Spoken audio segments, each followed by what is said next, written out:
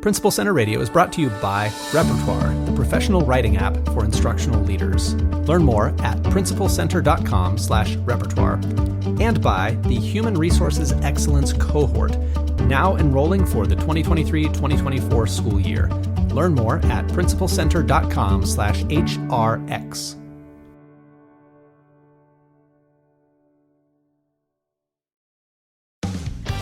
Welcome to Principal Center Radio, helping you build capacity for instructional leadership.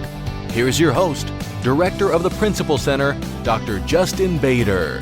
Welcome everyone to Principal Center Radio. I'm your host, Justin Bader, and I'm honored to welcome to the program Gail Markin. Gail is a counselor, teacher, author, and speaker who's committed to promoting well-being in the education workplace. She works as an education consultant, helping educational leaders embed and support well-being in their workplaces, drawing on her wealth of professional experience. And she's the author of Beyond Self-Care, Leading a Systemic Approach to Well-Being for Educators, which we're here to talk about today.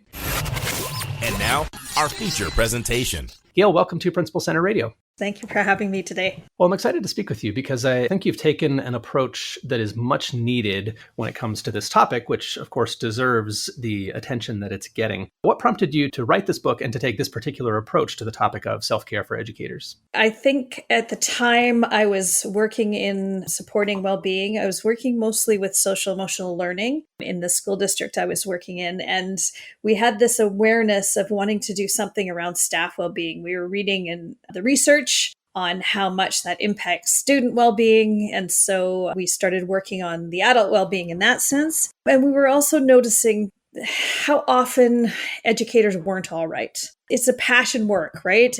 It's a place where people join and become educators because they're passionate about this work, and more noticing people struggling with that. And so it was a combination of the research, the impact that if we take care of the adults in the building has on student success and also student well-being, and also noticing it for the adults and how important that is. And the more I got into it, the more I talked to people, the more I realized it was something that people wanted to talk about. People were looking for answers around, and it was an opportunity to put together the research and what we were noticing in practice. So the stories and the research together.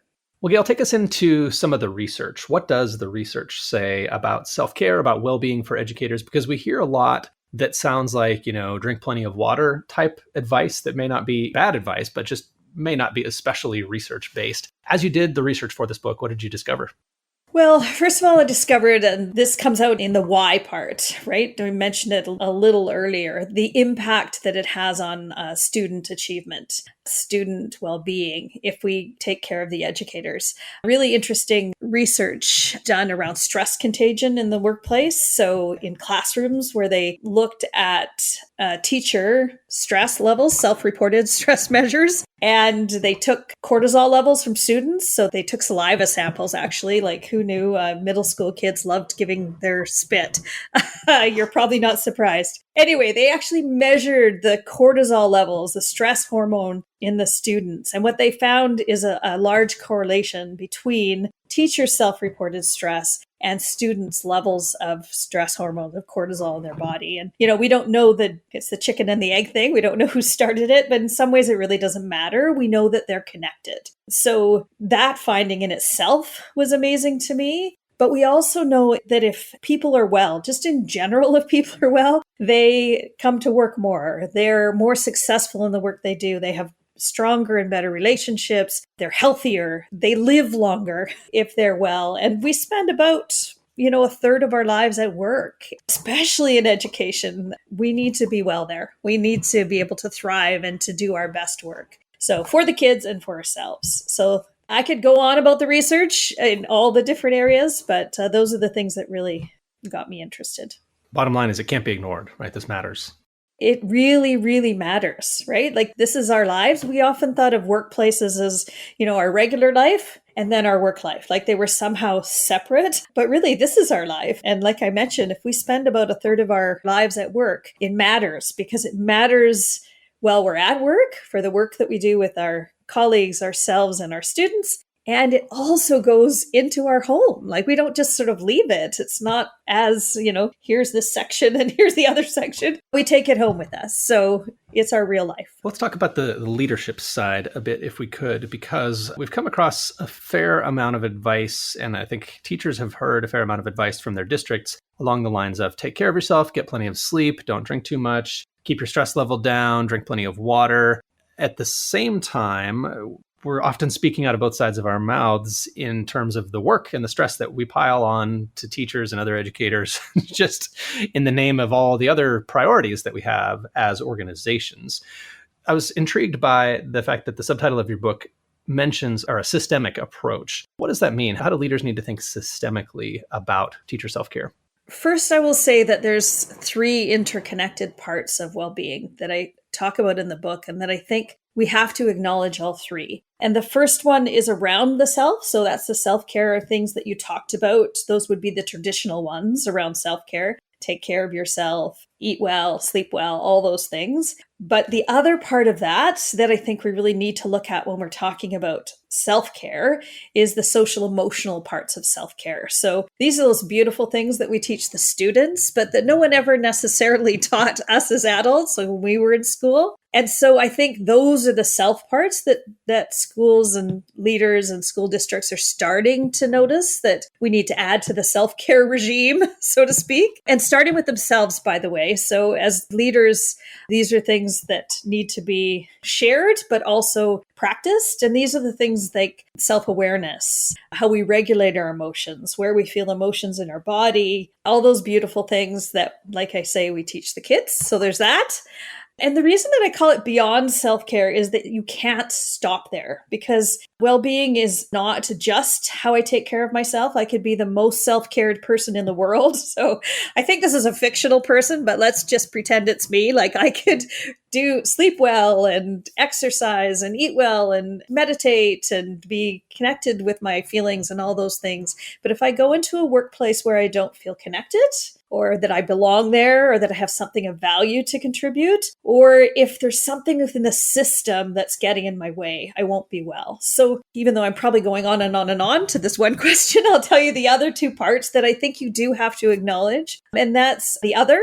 So other is around the amazing and beautiful research around belonging and connection, and how Daniel Coyle talks about belonging cues, how we let people know that they matter, that they're valued in the workplace. So that's around how we look after each other. And then that third one is the system. So self, other, and system. And system, I think we're sometimes afraid of, because we see the education system as being this sort of big monster that can't be changed. I get that part. We are based on a model of many years ago, a hierarchical system that's based on sort of an old business model in many ways. And yet there are things we can do to change that. Small things can have a large impact on well-being, small sort of systems changes, and the larger ones have to start somewhere. So Gail, for school leaders, I think one of the tensions that we face is serving as something of a gatekeeper for workload, that, the district always has these improvement priorities. We have our own improvement priorities as a school.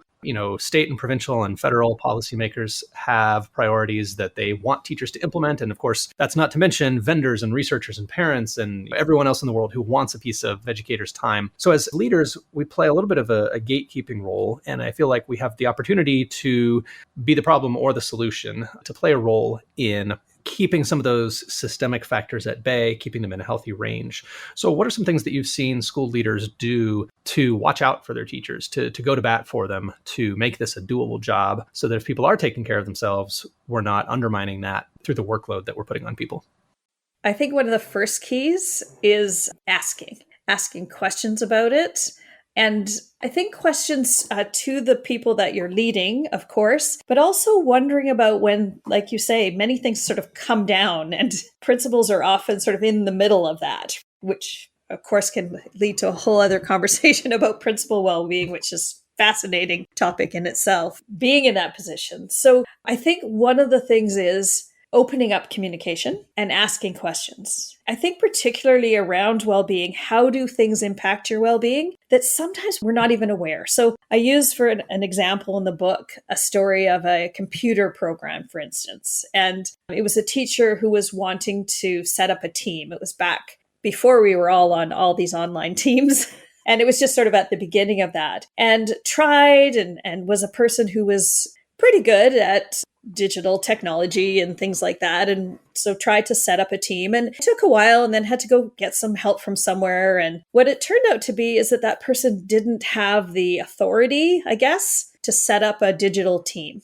And when they found that out, they were basically told, their boss, who at the time had, 30 employees or something like that, could do that for them. And the idea was there was a system that was impacting well-being, not only in the time that it took and the bit of stress, it wasn't huge stress, trying to do something, realizing they weren't allowed to do it, but also that feeling of, do I have value? Do they think I'm not quite bright enough to do this? And no one meant that to be the way the person felt about it. So taking that kind of feedback, right? There's a system that it actually took the leader said, I'll do it for you, right? We'll change this quickly. That actually wasn't either a quick fix because they were going to have to do it another 30 times, right? Which every time someone needed something, they were going to have to take care of it. And it didn't feel good for anybody, right? The person that was overworked as the leader, having to do this for so many people when they were perfectly capable of doing it themselves. It was a system that no one really thought about why they set it up that way. And when they really did, they just changed it, right? It was a simple systems fix that really could have turned into something that was really impacting someone's well-being. Because of course, as humans, we fill out the story, right? They don't think I'm smart enough. They don't think I'm responsible enough. You could spiral it into something crazy that it really wasn't. So I think just as an example, there's a systems change that impacted the well-being both of the leader and of the person that they were leading when they just took the time to think about it. Right? Like, why are we doing this? So yeah, I think the questions are sometimes really important as to why is the system set up this way?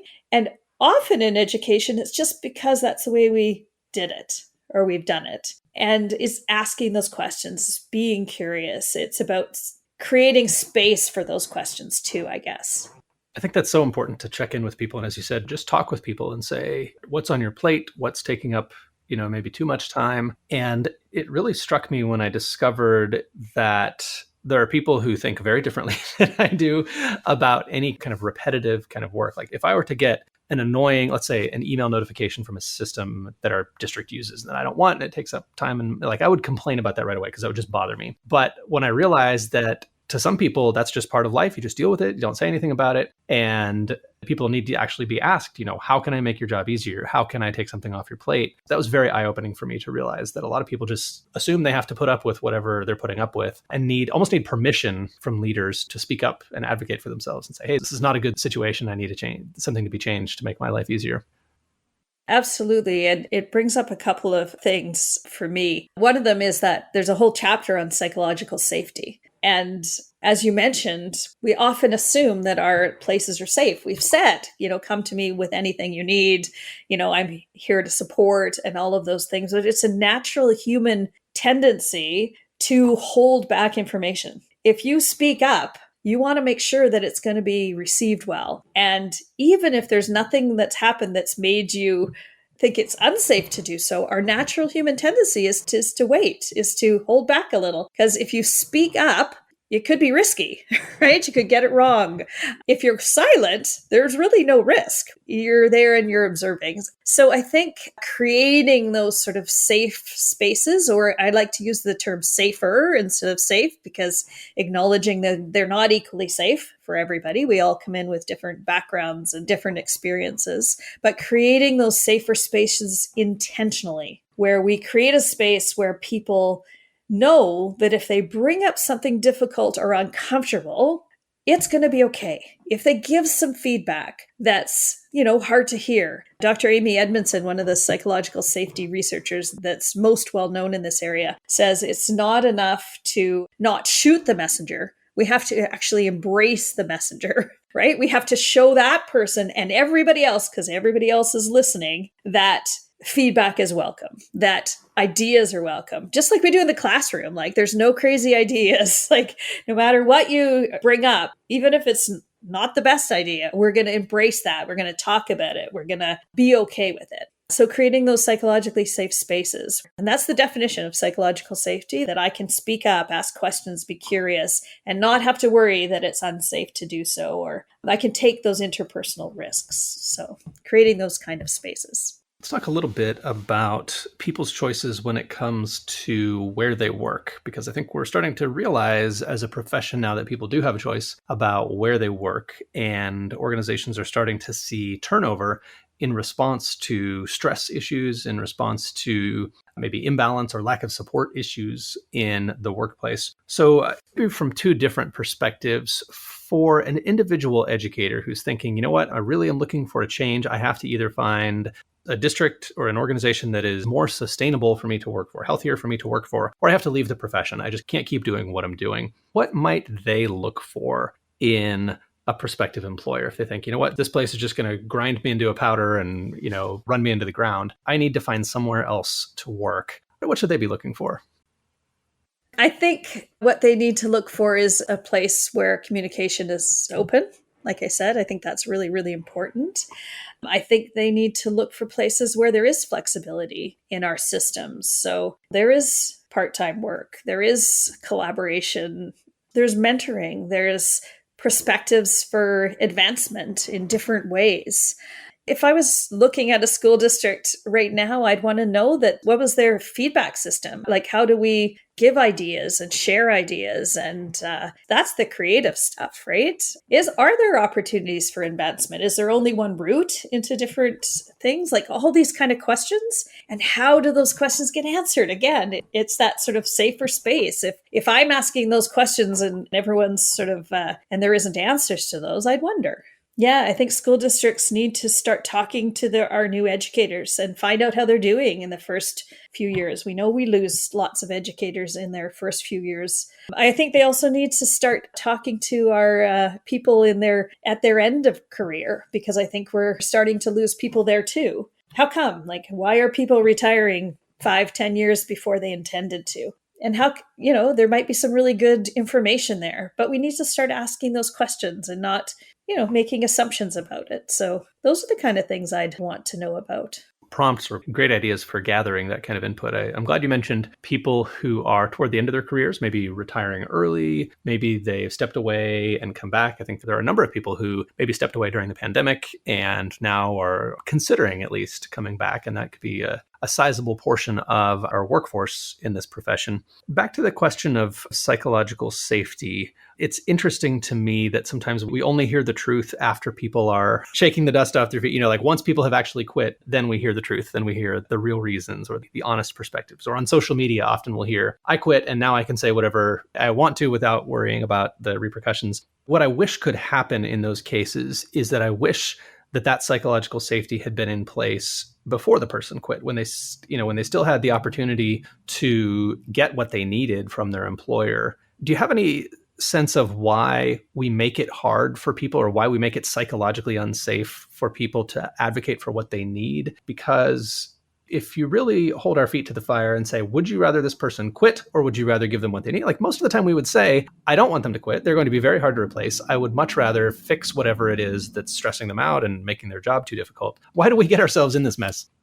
I think there's a few answers. And one is that I mentioned before, that basic human tendency to not want to speak up about things that are going to be difficult to talk about.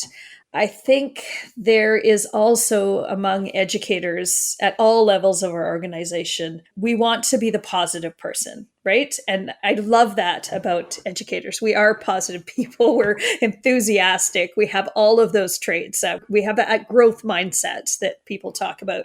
And I think that's all beautiful. But I think that even when we have difficult feedback, even if we do it beautifully, right? Like we do it kindly and we do it with thoughtfulness and intention and all those things, it is uncomfortable. And we sort of have that idea in our heads that somehow that I'm the complaining person, or, that well, I want people to know that I do love this or that I am positive. I don't know if I should say anything. And then we let things go. I think the other thing, and this is not an education thing, I think this is a workplace thing in general, is we didn't ever have feelings in the workplace. That wasn't a workplace thing. We very much privileged the cognitive, the thinking, like work is a thinking place and a doing place. But we haven't done the feelings part, right? And one of the things I say in the book is that I challenge people to sort of say, I'm going to take you through this journey, feeling, thinking, and acting. So if you're just in the cognitive, you won't be disappointed because the research is amazing. Like the thinking part of it's lovely. But we also have to admit that we're actually human beings are feeling beings. They think and they do as well, but they also have these feelings. And that's part of that sort of self-awareness part. And then the other thing is conflict. We're not used to seeing conflict as productive, helpful, good. And it really is. Like we all thought the same way. We would never learn or make change. I go back to the classroom again, right? These are all the things we're teaching the kids. And I think we're doing a beautiful job, right? Be collaborative, communicate, ask questions. Oh, conflict's okay. This is how we handle it, right?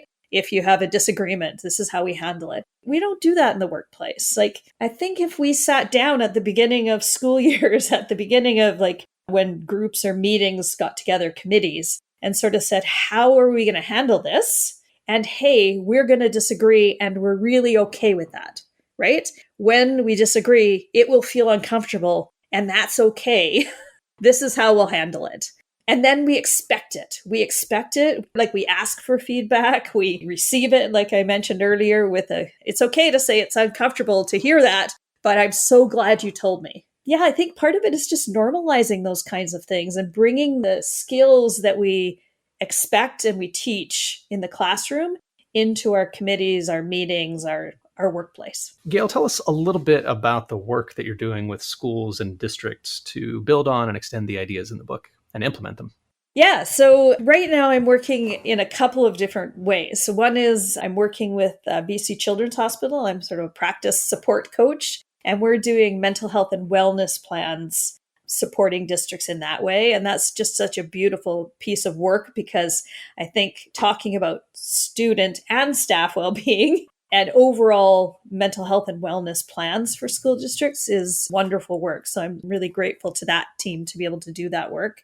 And then the other part of work that I do my own consulting with is around the staff well-being part. So lots of professional development where, go in and talk to leaders, teachers, district leaders, whomever's interested and wants to talk about how to do this work. And then also doing some coaching around that as well, too. So one of the things, and I think I mentioned this already with the book, is it's about the feeling and the thinking part of why well-being is important and those three parts, but it's also about the action part. And a lot of school districts are sort of calling up and saying, I did a survey or I did some focus groups to find out how people are doing, which is one of the things that I recommend, always ask. But now I've got all this data.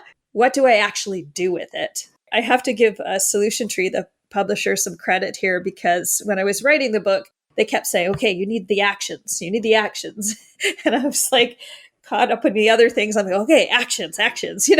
I really am grateful for that now because there are actions that you can take. And I think how you set up your meetings, we mentioned that earlier, how you start things off to do your own self-awareness, how you promote that with your team, just some practices like that I think that we can do together. And one of the things that I really learned about working with systems is they're always going to be changing and evolving. So as much as there are specific actions, it also really matters the context, like where you are and what you're doing, what your team needs. And so to be okay with the fact that it's going to change and you might get things wrong, but as you go along the process, you're kind of doing it together and you're looking for feedback and that it's a process. So yeah, that's the other part of the work I'm doing is just sort of working alongside school districts and leaders to help implement some of these things in the schools, the action part. So the book is widely available if people want to look for Beyond Self-Care.